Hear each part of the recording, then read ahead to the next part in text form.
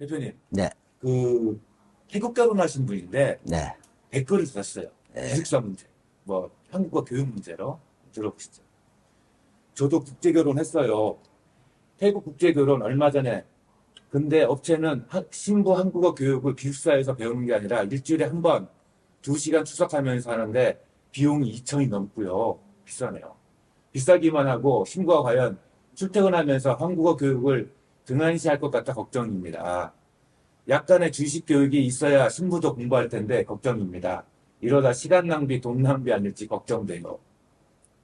자, 원래 이 초창기 때 기숙사가 시작된 게 신부들 잠잘 데가 없고, 그 다음에 옛날에는 공부라는 학당이 없었잖아요. 예? 그때는 기본적인 한국말을 가르치기 위해서 우리 회사 같으면 우리 와이프가 가르쳤어요. 그걸 위해서 기숙사를. 그래서 예전에는 한국어 시험이 없었죠. 시험이 없었죠. 그때는 2달이면 2달 기숙사에 와서 거기서 한국말을 말을 가르쳤죠. 지금처럼 문법을 가르친 게 아니고, 도리어 말은 지금보다 그때가 더 잘했어요. 근데 지금은 이제 일단은 시험을 치기 위해서 학교를 다녀야 되고 공부를 해야 되니까 잠자는 수단으로 하는 데가 많아요. 태국 같으면은 아마 기숙사를 운영하는 자체가 없을 겁니다. 그런 데가. 그런 것 같아요. 예. 저 베트남 북쪽도 기숙사가 아니고 학교 근처 하숙집처럼 돼 있는 데 있어요. 이 업체 신부들도 거기서 맡기고 저 업체 신부들도 맡기고 월 얼마씩 주는.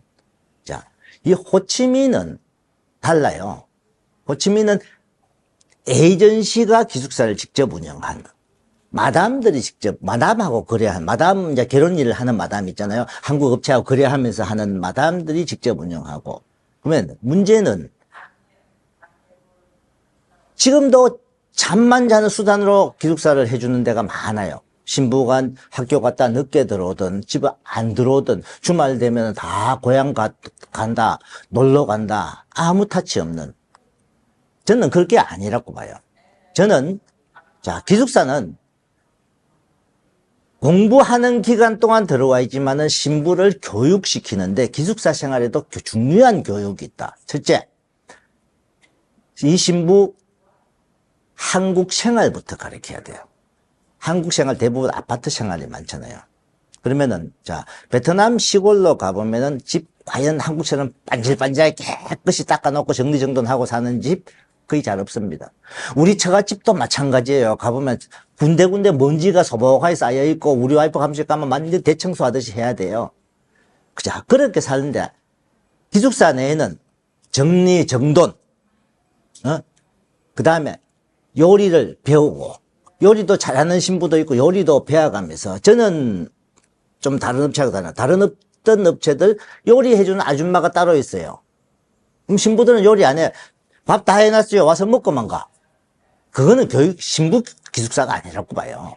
신부들 기숙사는 자기들이 요리도 하고 자기들이 설거지하고 자기들이 그릇 정리정돈, 냄비 정리정돈, 그 다음에 음식물 쓰레기 다 버리고, 이게 주부들의 기본을 배워야 돼요. 저희들은 무조건 그렇게 합니다. 조별로. 저도 자기들끼리 조를 짜요. 자기들끼리 시장을 보고 오고, 우리가 마트로만 딱 정해놔요. 거기에 마트에 신부들이 자기들이 뭘 시장을 보든 자기들이 원해서 우리는 거기 결제만 해줘요. 자기들이 식자재 골라와서 자기들이 또 요리하는 팀, 좁혀서 도와주는 팀 조를 짜가지고. 그래야 배워가요.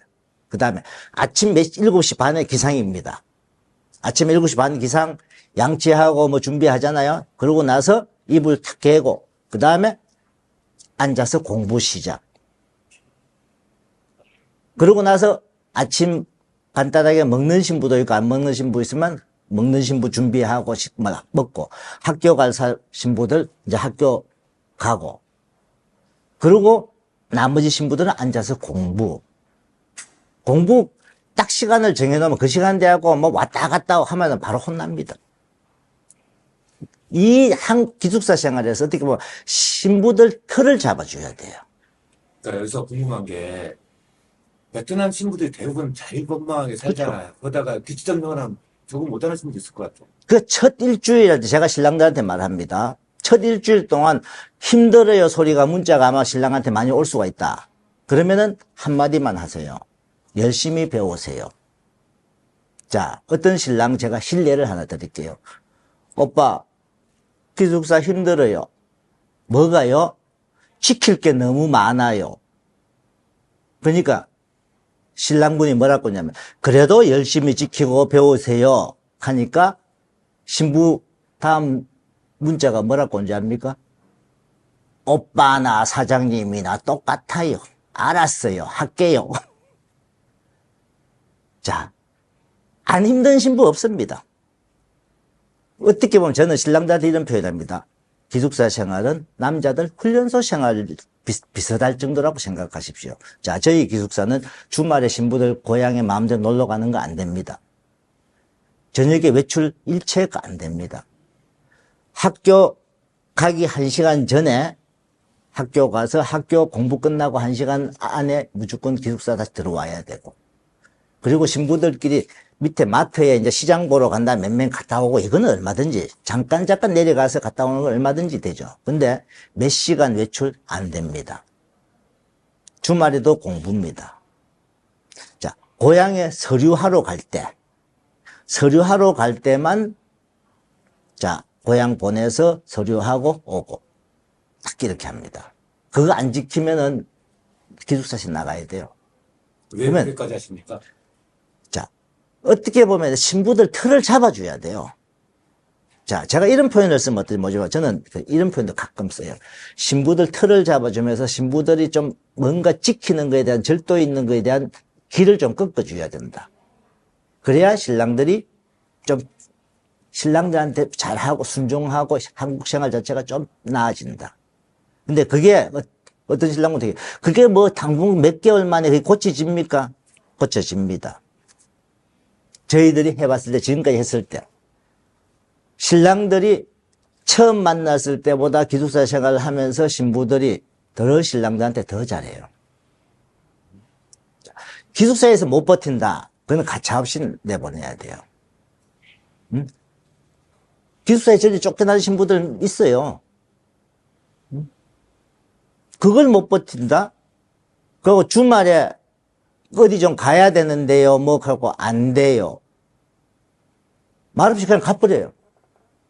넌 그 길로 들어오지 말랍니다. 한국에서 그렇게 할 거니까.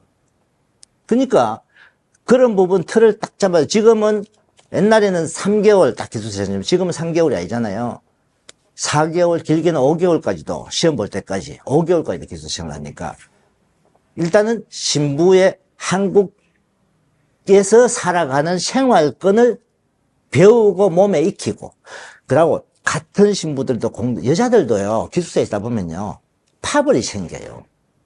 자기들끼리 파벌도 생겨요. 그런 면에서 또 신부들이 대처하는 거 어떻게 하는지 좀 우리 와이프가 계속 체크하고, 이렇게 해서, 아, 저 신부 어떻다 평가를 해야 된다.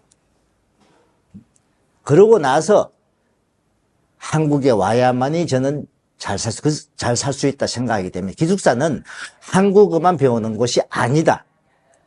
기본 주부 생활부터 기본 신부들 인성까지도 저는 가르치는 데다. 그래서 중요한. 근데 자, 기숙사가 없는 나라도 많잖아요.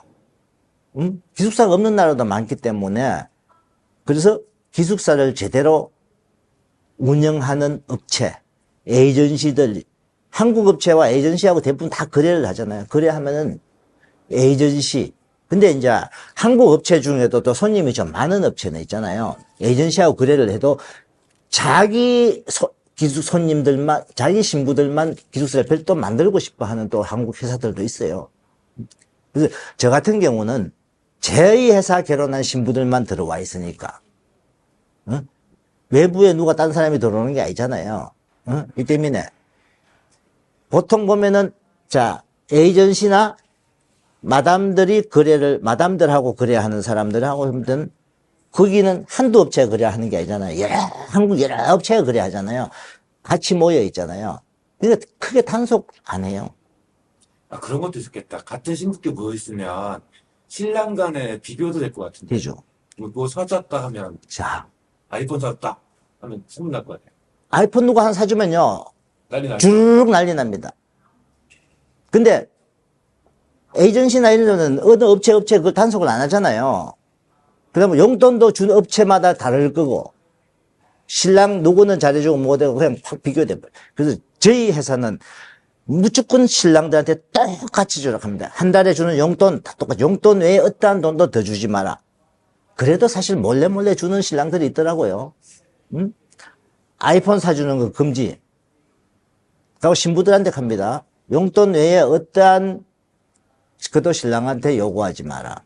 단 진짜 필요할 때, 진짜 필요할 경우가 생기면은 우리 와이프를 한테 설명을 하고 설득을 해라.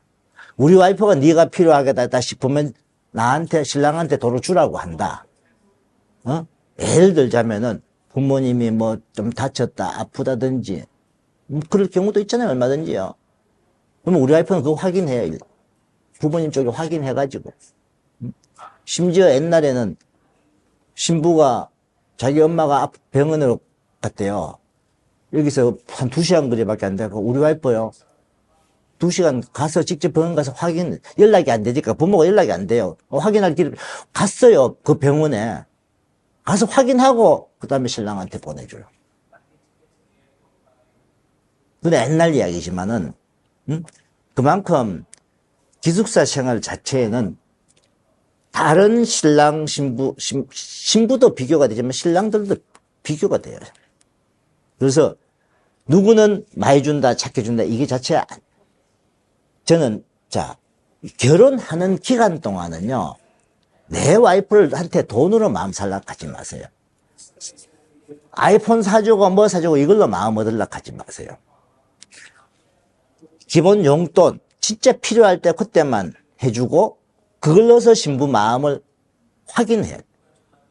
그 다음에 한국 온 다음에 잘해주세요. 처갓집에 지원하는 것도 한국 온 다음에. 어떤 신랑분 이런 말을 해요. 제가 신부가 한국 오면은 처갓집에 일정에 부모님 용돈 좀 보내주세요 하면은 저는 베트남에 있을 때 지난달에 내가 좀 줬는데요. 부모님. 자, 베트남에 있을 때 준 거하고 신부가 한국 가서 준 거하고 또 달라요. 그런 부분은. 여기 있을 때는 똑같이 해주고 한국 가고 나서 그 신부들도 한국 오니까 참 우리 와이프 잘해준다 이 마음을 가지고 그래요. 아이폰 진짜 사주고 싶으면 한국 가서 사줘요. 그래서 기숙사 생활은 굉장히 중요한 거. 그래서 필수적으로 진짜 제대로 기숙사를 운영하는 그런데 업체에서 하는 게 신부한테 교육 이런 게 가장 좋습니다.